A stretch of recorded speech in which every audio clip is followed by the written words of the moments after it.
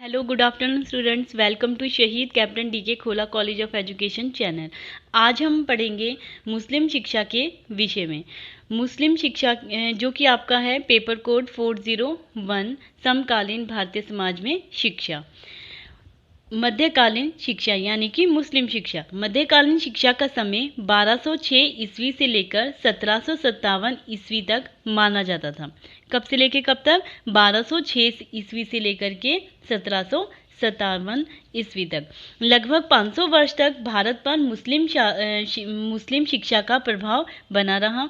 इस काल में भारत में मुख्य रूप से विदेशी मुस्लिम शासकों का शासन था। इस शासन के कारण ही भारत में एक भिन्न शिक्षा प्रणाली को लागू किया गया, जो भारतीय शिक्षा प्रणाली से बिल्कुल अलग थी, बिल्कुल डिफरेंट थी। मुस्लिम शासकों ने शासन को सुदृढ़ बनाए रखने के लिए इस्लामिक शिक्षा और संस्कृति का प्रचार व प्रसार करना आरंभ कर दिया, क्योंकि भारत में किसका आधिपत्य था? ज़्यादा मुस्लिम शासकों का। तो उन्होंने क्या किया? अपने मुस्लिम धर्म को स्ट्रॉन्ग बनाने के लिए उन्होंने क्या किया? इस्लामिक शिक्षा और संस्कृति का प्रचार प्रसार करना आरंभ कर दिया। प्रारंभ में मुस्लिम शिक्षा का उद्देश्य केवल धार्मिक प्रचार व प्रसार था, किंतु बाद में अन्य क्षेत्रों में भी ज्ञान अर्जन किया गया।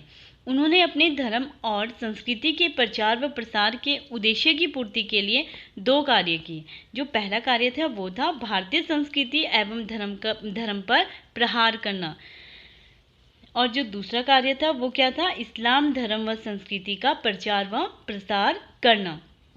जो पहला कार्य था भारतीय संस्कृति एवं धर्म पर प्रहार, उसमें क्या था? पहले कार्य के लिए इन्होंने शक्ति का प्रयोग किया, और दूसरे कार्य के लिए दूसरा कार्य कौन सा था? इस्लाम धर्म व संस्कृति का प्रचार व प्रसार करना। दूसरे कार्य के लिए इन्होंने शिक्षा का सहयोग लिया, जिसे मुस्लिम शिक्षा प्रणाली कहते हैं। ये था हमारा मध्यकालीन शिक्षा का परिचय। अब हम बात करते हैं मुस्लिम शिक्षा की विशेषताओं के बारे में। Features of medieval period. Muslim शिक्षा की विशेषताओं में पहला इसका उद्देश्य है वो है मुस्लिम शिक्षा के उद्देश्य और आदर्श। मुस्लिम शिक्षा के उद्देश्य और आदर्श जो इनका पहली विशेषता है, उसमें जो पहला पॉइंट है वो है ज्ञान का प्रसार करना। यानी कि मुस्लिम शिक्षा का पहला उद्देश्य है इस्लाम धर्म के अनुयायियों में ज्ञान का प्रसार करना। जो मोहम्मद साहब थे, उन्होंने ज्ञान को अमृत बताते हुए कहा था कि मुक्ति का एकमात्र साधन ज्ञान है। ज्ञान से उनका तात्पर्य भौतिक एवं आध्यात्मिक दोनों प्रकार के ज्ञान से लिया गया था, और आध्यात्मिक ज्ञान से तात्पर्य इस्लाम के ज्ञान से था।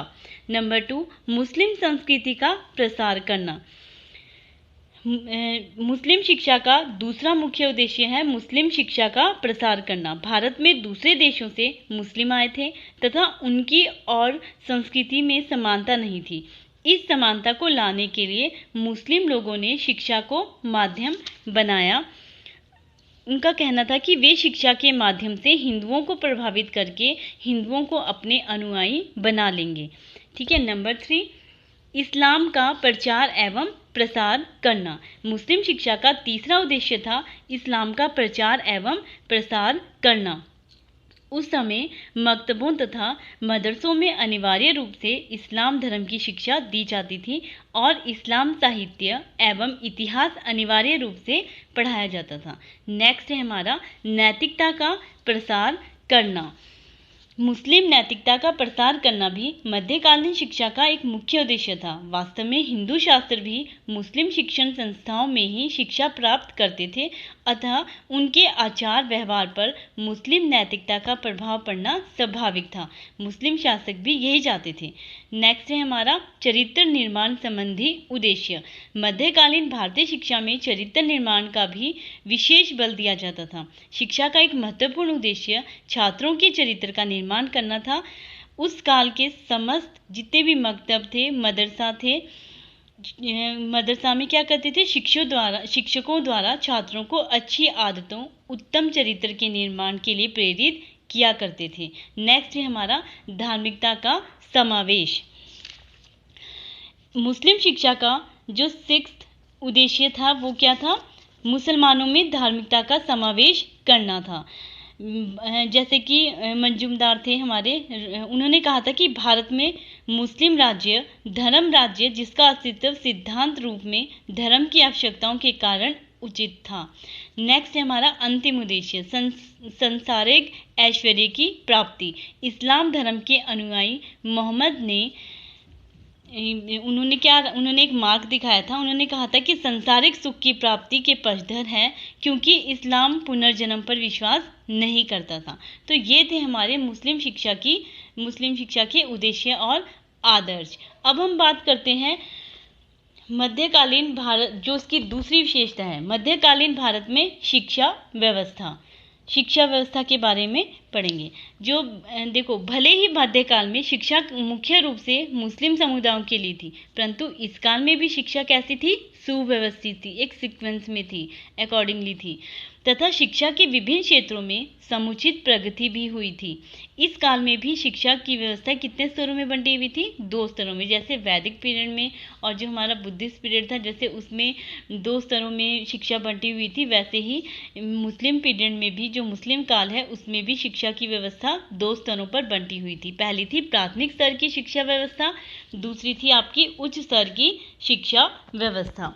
तो हम बात करते हैं पहले मध्यकाल में प्राथमिक शिक्षा की व्यवस्था।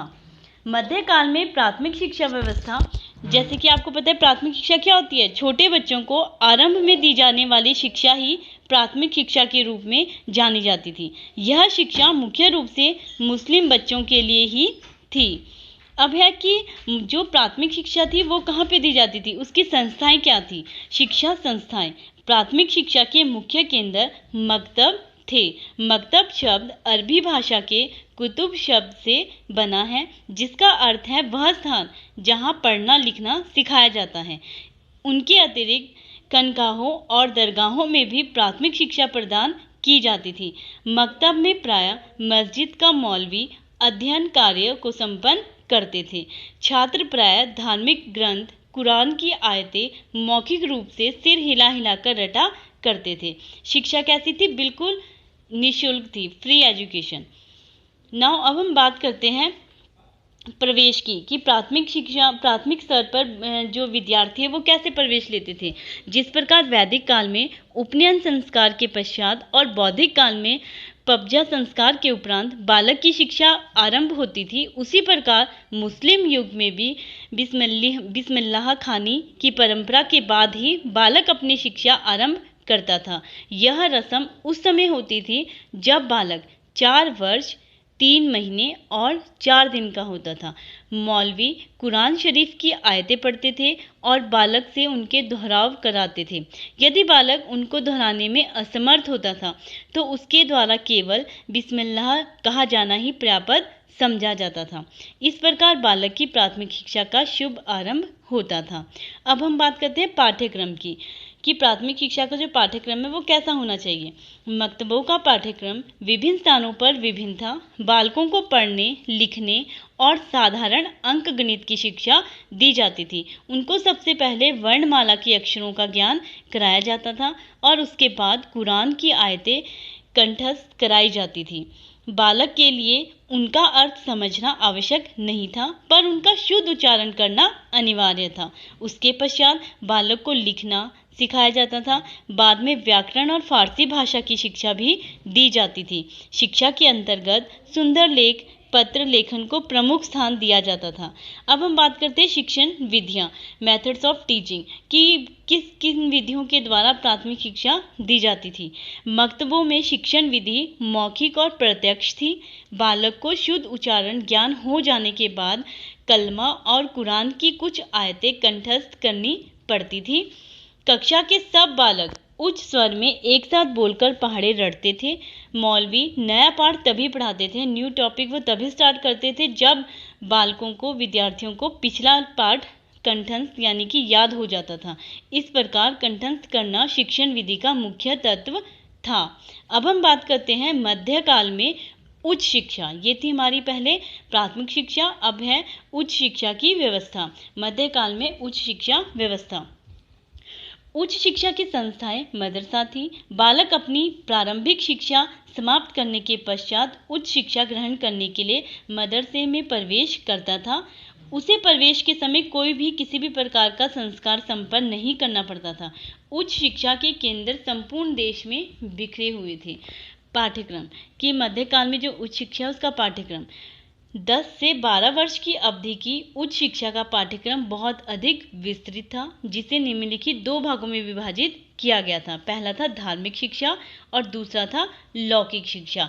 अब धार्मिक शिक्षा में क्या होता है? धार्मिक शिक्षा के अंतर्गत छात्र को कुरान की आयतें कंठस्थ करनी पड़ती थी और उनका सूक्ष्म तथा आलोचनात्मक अध्ययन करना पड़ता था। इसके अतिरिक्त उसे सूफी सिद्धांतों, इस्लामी इतिहास, कानूनों, सिद्धांतों तथा परंपराओं का अध्ययन भी करना पड़ता था। उसके बाद है लौकिक शिक्षा की लौकिक शिक्षा क्या होती है? लौकिक शिक्षा के अंतर्गत छात्रों को निम्नलिखित विषयों की शिक्षा दी जाती थी, जैसे अरबी और फारसी भाषाओं का साहित्य, व्याकरण, कृषि, गणित, भूगोल, कानून, ज्योतिष, अर्थशास्त्र, नीतिशास्त्र, यूनानी चिकित्सा आदि। अब हम बात करते हैं शिक्षण विधियाँ की उच्च शिक्षा प्रणाली में मध्यकाल में जो उच्च शिक्षा थी उसकी शिक्षण विधियाँ, मेथड ऑफ टीचिंग क्या क्या थे? मदरसों में शिक्षण विधि मौखिक थी और छात्रों को शिक्षा देने के लिए अध्यापक भाषण विधि का प्रयोग करते थे। कक्षा नाटकीय पद्धति का प्रचलन था। धर्म, दर्शन, तर्कशास्त्र और राजनीति शास्त्र के शिक्षण में तर्क विधि का मुख्य स्थान था। संगीत, हस्तकला, चित्रकला और चिकित्सा शास्त्र आदि विषयों की शिक्षा में व्यवहारिक कार्य की व्यवस्था थी और उनकी कठिनाइयों का निर्माण, यानी कि विद्यार्थियों की अगर कोई भी प्रॉब्लम होती थी तो उसका निवारण अध्यापक द्वारा किया जाता था। अब हम बात करते हैं उच्च शिक्षा प्रणाली में शिक्षा का माध्यम कि उसका मोड क्या था। शिक्षा का माध्यम मुस्लिम शासनकाल में राज्य की भाषा फारसी थी। इस भाषा का ज्ञान प्राप्त करके ही मनुष्य को राजपद प्राप्त हो सकते थे। गुनार मिल्डल के अनुसार उच्च स्तर पर शिक्षा का माध्यम कैसा था? फारसी भाषा थी। अब है परीक्षाएं कि उच्च शिक्षा की परीक्षाएं कैसी होती थी। आधुनिक युग के समान मुस्लिम शासनकाल में छात्रों की भी परीक्षा की कोई निश्चित प्रणाली नहीं थी। शिक्षक प्रत्येक छात्र के ज्ञान का स्वयं मूल्यांकन करके उसे उच्च शिक्षा प्राप्त करने का अधिकार दे देता था। अब बात करते हैं उपाधियों की, डिग्रियों की। शिक्षा समाप्त करने वाले छात्रों को प्रमाण पत्र या उपाधियां नहीं दी जाती थी, किंतु जो छात्र अपने अध्ययन के विषय में असाधारण योग्यता का प्रमाण देते थे उनको उपाधियों से विभूषित किया जाता था। उदाहरण, साहित्य के छात्रों को काबिल की, धर्मशास्त्र के छात्रों को आमिल की उपाधि दी जाती थी। तो ये थी हमारी मुस्लिम काल में शिक्षा की व्यवस्था। धन्यवाद।